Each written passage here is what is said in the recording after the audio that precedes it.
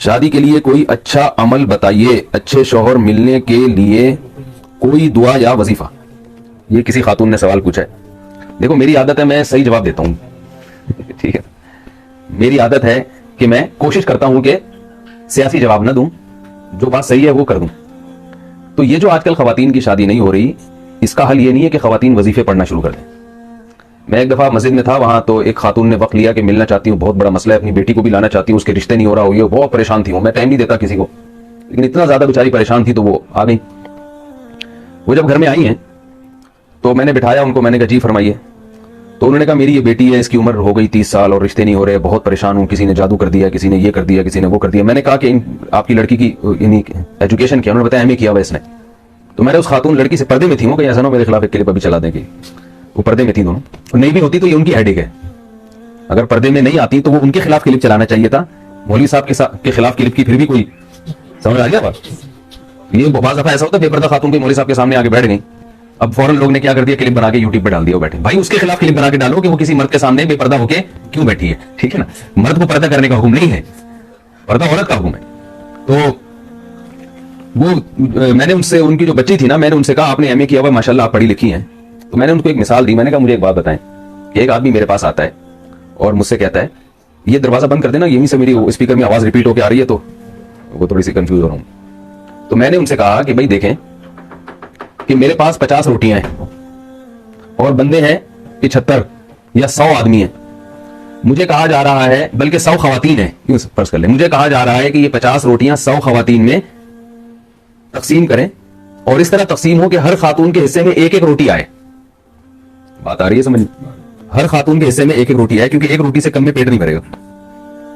तो मैं कर सकता हूं, मैं या तो, अब मेरे पास दो ऑप्शन है, या तो मैं 50 रोटियां 50 खवातीन को दे दूं और बाकी 50 को कहूं भूखे रहो, या ये है कि वो आधी आधी तोड़ के, क्या ख्याल है भाई, एक रोटी में 2 खवातीन, बोल लेना कोई गवर्नमेंट की तरफ से पाबंदी नहीं है, एक रोटी में 2 खवातीन शरीक हो जाए।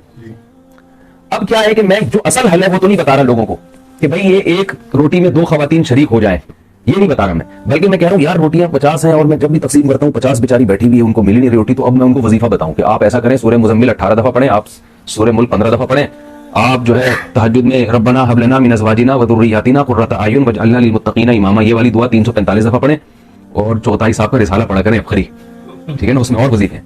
ये कोई कॉमन सेंस की बात होगी भाई? है ही नहीं। जब है ही नहीं तो कहां से वो डिवाइड हो जाएगा? हल यही है कि उस एक रोटी में 2 खवातीन बोले भाई शरीक हो जाए। तो मसला ये है कि मर्द जो है ना, मर्द उन नालायकों ने निकाह करना छोड़ दिए हैं, देर देर से निकाह करते हैं, याशी मर्दों में बढ़ रही है। जो निकाह करने वाले मर्द हैं वो मुआशरे में थोड़े हैं, समझ में आ रही बात? वरना जिना इतना फैल गया है, दोस्तियों का माहौल इतना ज्यादा हो गया कि उन्होंने निकाह करना मर्दों ने, आप जाए ना, मैं तो जानता हूं 40-40 50-50 साल उम्र हो गई, निकाह नहीं करते। और जो निकाह के लायक हैं वो भी सारे, यानी जो निकाह करना चाहते हैं वो भी सारे निकाह के लायक नहीं है, बेरोजगार हैं, कोई सुट्टा लगा रहा है, कोई गुटके खा रहा है, कोई जो है ना सही तबीयत का आदमी नहीं है। जबकि खवातीन में बुराइयों का रेशो कम है, चलसी हीरोइन औरतों में होते हैं, मर्दों में होते हैं, क्या ख्याल है? बेरोजगारी ये औरत के हक में ऐब नहीं है, मर्द के हक में ऐब है बेरोजगार होना, औरत का तो कोई ऐब नहीं है। तो जो बेरोजगार आदमी वो भी निकाह के काबिल नहीं होता। तो थोड़े लोग हैं जो निकाह के काबिल हैं, इसलिए खवातीन के लिए रिश्तों में मुश्किलात पेश आ रही हैं। तो इसका असल हल वही है जो बड़ा कड़वा लगता है लोगों को कि भाई एक अच्छे मर्द पे एक औरत कब्जा ना करे, बल्कि वो कोई दूसरी औरत, एक मर्द जो है एक से ज्यादा औरतों को अपने निकाह में ले ले, जो जिम्मेदार और समझदार मर्द है, फिर वो बराबरी भी करे, हुकूक भी करे। बहुत से लोग कहते हैं मर्द जिम्मेदार नहीं है, तो भाई क्या सारे गैर जिम्मेदार हैं? कुछ तो होंगे ना जो जिम्मेदार होंगे। तो ये जैसे लड़की वाले पहली शादी के लिए लड़के को परखते हैं कि ये जिम्मेदार है या नहीं है, तो ऐसे ही दूसरी शादी के लिए भी वो परख सकते हैं कि ये जिम्मेदारी निभाएगा या नहीं निभाएगा। और जैसे पहली शादी में सिलेक्शन में गलती हो सकती है, ऐसे ही दूसरी में भी गलती हो सकती है, लेकिन उस गलती के डर से ये नहीं किया जाता कि निकाह ही खत्म कर दिया जाए। बाज़ दफा ऐसे होता है कि निकाह का पैगाम आया, आपने खूब अच्छी तरह छान फटक के देखा भाई ये बड़ा जिम्मेदार है, लेकिन बाद में क्या निकलता है वो नालायक। तो अब ये थोड़ी कहा जाता है कि ये निकाह करना ही नहीं चाहिए, भाई इत्तेफाक से गलती हो गई तो अब दोबारा तलाश करने की कोशिश करते हैं। ऐसे ही ये भी होता है कि बाज़ दफा ऐसा होता है कि दूसरी के लिए किसी मर्द ने निकाह का पैगाम भेजा, आप समझे कि जिम्मेदार है, लेकिन बाद में क्या निकला, गैर जिम्मेदार। तो अब इसका ये मतलब नहीं है कि सभी पे फतवा लगा दिया जाए। तो असल हल शरीयत ने और इस्लाम ने ये बताया जो मैं अर्ज कर रहा हूं। जब तक इसको मुआशरे में फरोग नहीं देंगे, खवातीन की मुश्किलात हल नहीं होंगी। आप अरबों में जाके देख लो, पहले तो अरबों में ये तस्वुर नहीं था सऊदी अरब में कि कोई खातून की उम्र ज्यादा हो जाए या वो बेवा हो, दोबारा शादी ना हो। अब सऊदी अरब में इतने मसाइल खड़े हो गए, लड़कियों की उम्रें निकलती चली जा रही हैं, अरबों में ऐसा हो गया है।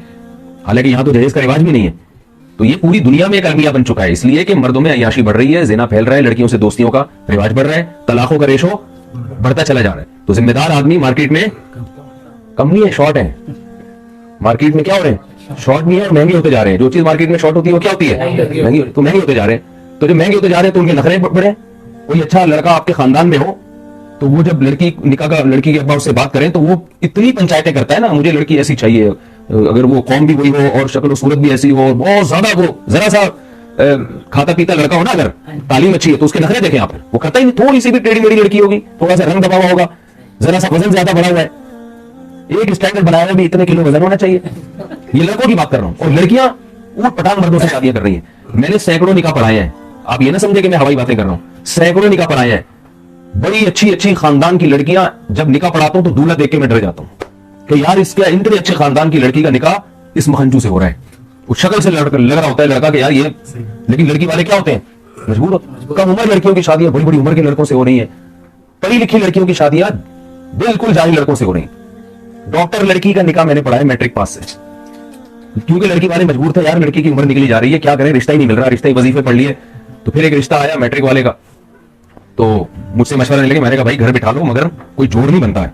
मैट्रिक भी शायद ज्यादा कह दिया, 8वीं पास था वो, पास भी पता नहीं कैसे हुआ, आपको पता है पाकिस्तान में पास होने के लिए कोई, तो मजबूरन किया उन्होंने। क्या हुआ, थोड़े दिनों में तलाक हो गई। तलाक क्यों हुई है कि वो लड़की के पैसे पे लड़की के डॉक्टर है, तो हमारा बच्चा तो कुछ कर नहीं सका, तो बहू कमा के खिलाएगी, डॉक्टर है, तो जाहिर है ये बेजोड़ की शादी हुई ना, बेजोड़ का निकाह हुआ। तो वो जब नहीं खिला रही है, वो उसको औरत को एहसास होता है मैं क्यों खिलाऊं भाई, ये क्या पूरे। फिर ऐसे ऐसे नालायक खानदान है कि लड़की शौहर को पाल रही है। ये सब मेरे मुशाहिदे की बातें कर रहा हूं मैं, हवाई अखबारी रिपोर्टें नहीं पेश कर रहा, मुशाहिदे की बातें कर रहा हूं कि लड़की अपने शौहर को भी खिला रही है और बिल आखिर फिर देवर को भी खिला रही है, सास ससुर को भी कमा कमा के खिला रही है। ऐसे ऐसे आप देखें ये कल्चर हमारा बनता चला जा रहा है। तो इसलिए जो ग्राउंड रियलिटी है ना, उससे आप आंखें बंद करेंगे तो आप, जैसे वो कबूतर जो है ना बिल्ली को देख के आंखें बंद कर लेता है, वो ये समझता है कि जैसे मुझे बिल्ली नजर नहीं आ रही, अब बिल्ली को भी मैं नजर नहीं आ रहा हूँ। तो ये कबूतर की भूल है भाई, आपकी आंखें बंद करने से दुनिया अंधेरी नहीं हो जाती, बाकी सब वैसे ही होता है जैसा हो रहा है।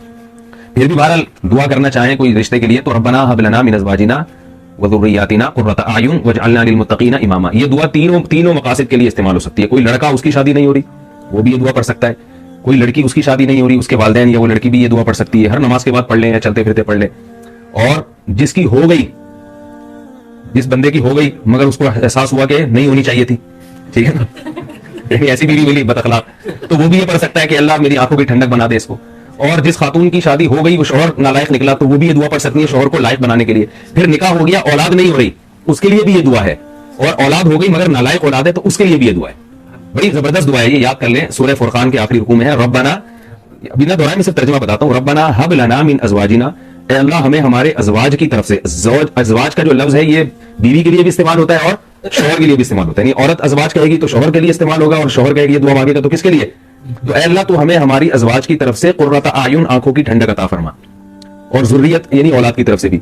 तो आंखों की ठंडक जब भी होगी ना, जब बीवी होगी, तो ये कमारों के लिए भी है। और शौहर आंखों की ठंडक जब बनेगा जब औरत का शौहर होगा, तो ये यानी शौहर की मिलने के लिए भी अच्छी दुआ है। और फिर शौहर नालायक है तो उसको आंखों की ठंडक अल्लाह बना दे, उसके लिए भी है। फिर इसमें ज़ुर्रियात नेक यानी औलाद के लिए भी है कि औलाद को भी आंखों की ठंडक बना, तो औलाद होगी तो आंखों की ठंडक बनेगी ना, तो औलाद होने की भी दुआ है। और औलाद अगर बिगड़ी भी है, जो आंखों की ठंडक नहीं है, आंखों में उसे देख के मिर्चें लगना शुरू हो जाती हैं, ठीक है ना, ऐसा नालायक औलाद है, तो उसके लिए भी है ये दुआ। तो इसलिए ये सूरह फुरकान की दुआ है, आखिरी रुकू में है, रब्बना हब लना मिन अज़वाजिना व ज़ुर्रिय्यातिना क़ुर्रता अयुन वजअलना लिल मुत्तक़ीना इमामा। और इसमें क्या है, ए अल्लाह हमें मुत्तक़ीन का इमाम बना दे। इसका क्या मतलब, हमारे मातहत जितने हों सब नेक परहेजगार हों, क्योंकि हर एक के मातहत कोई ना कोई होता है। तो माँ बाप के मातहत क्या होती है, औलाद होती है। तो अल्लाह हमें परहेजगारों का इमाम बना, यानी हमारी औलाद को क्या बना दे, नेक बना दे। शौहर कह रहे हैं मेरी ज़ौजा को क्या बना दे, नेक बना दे। तो ये सारी इस बड़ी जामे दुआ है, इसलिए इस दुआ को मांगना चाहिए।